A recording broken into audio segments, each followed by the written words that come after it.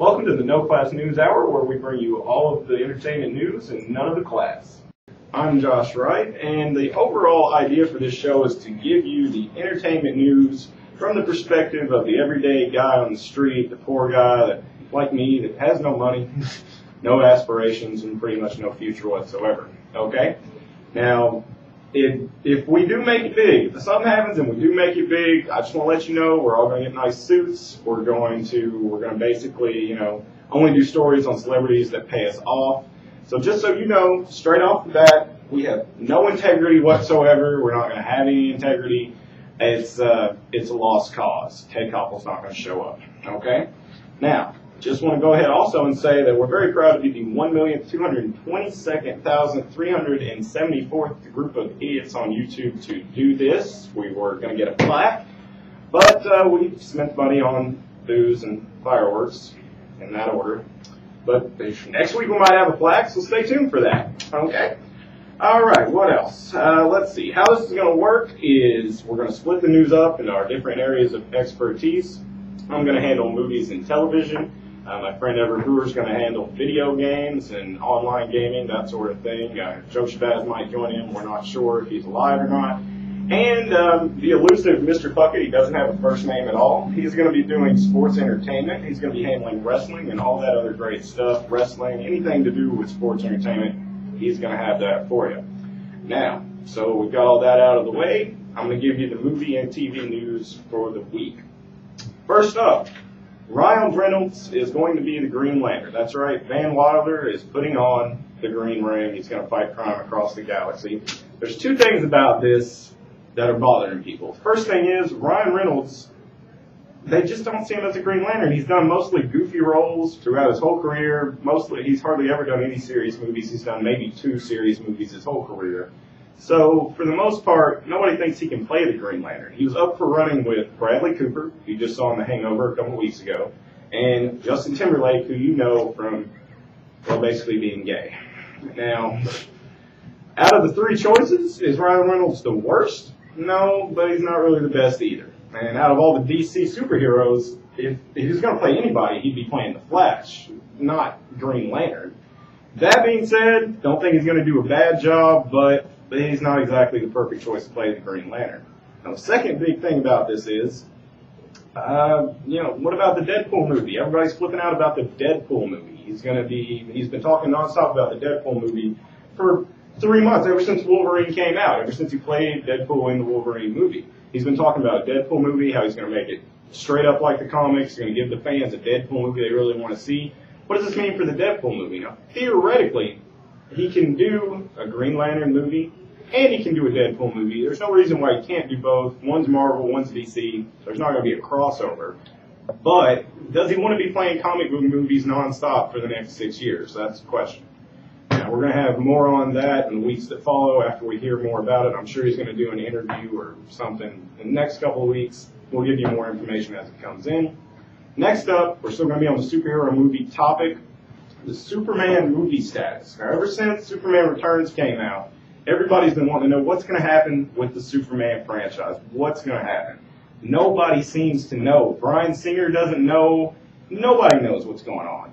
Well, last week we've got confirmation we're definitely going to have to get a Superman movie at least by 2013 because with Warner Brothers' ongoing lawsuit with the Siegels and the Schutzers, whatever the hell their name is, the Schutzers, I don't even know.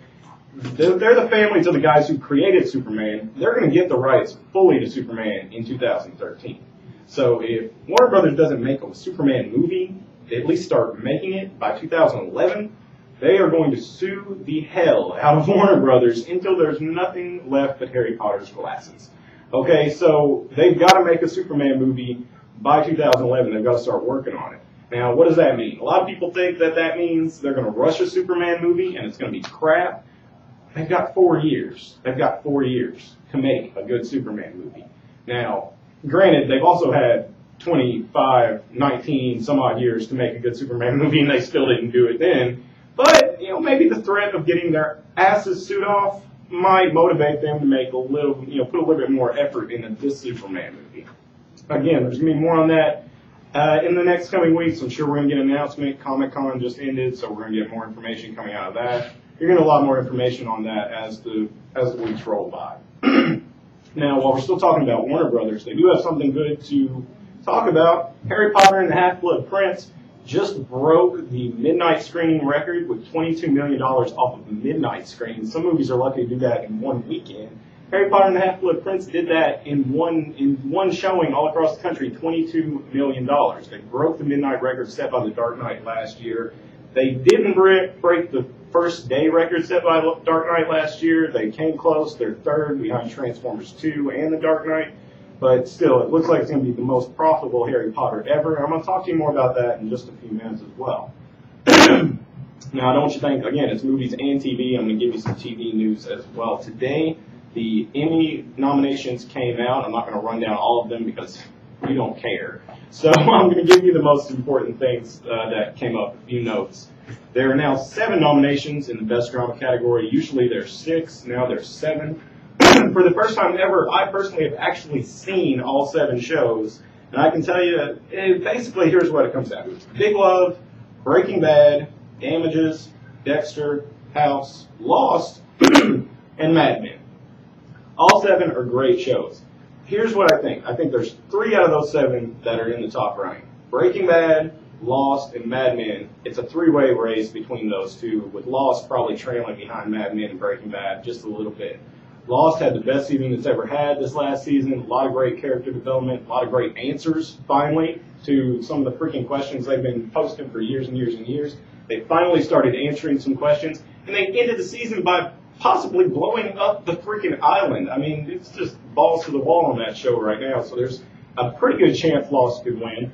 Now, the other 2 shows are AMC's golden shows, Mad Men and Breaking Bad. Now, the first year of Breaking Bad was really good. Bryan Cranston was really great, but he was basically the only guy on the show. You didn't really give a crap about anybody else on the show. This last season of Breaking Bad, unreal. Everybody stepped up to match his game. It easily became maybe the number 1 show, maybe the number 2 behind Mad Men. Mad Men, of course, was great because Mad Men is constantly great. Mad Men's a show for people who don't watch TV. Mad Men's a show for people that read books, basically. It's one of those smart shows the Academy loves to vote for. So it's really a 3-way race between Mad Men, Breaking Bad, and Lost. Dexter and House, they're great shows, but they're all both defined by their one title character, and everybody else is just paling in comparison to them. So they probably don't have as good a shot. And Big Love is a great show, but again, not enough people watch it. And Damages thinks it's a great show, but it's really just a bunch of crap strung together to make you think it's all good, but really Glenn Close sucks, and we all know. So, what else? Best Comedy. I'm not going to tell you all the nominees. The only thing really worth mentioning about that is Family Guy is nominated for Best Comedy. I'm going to give you a second to take that in. Family Guy is nominated for Best Comedy. Never thought it would ever happen. They'll probably never win in a million years, but nominated for Best Comedy nonetheless. Seth MacFarlane's going to buy a boat, I'm sure, soon.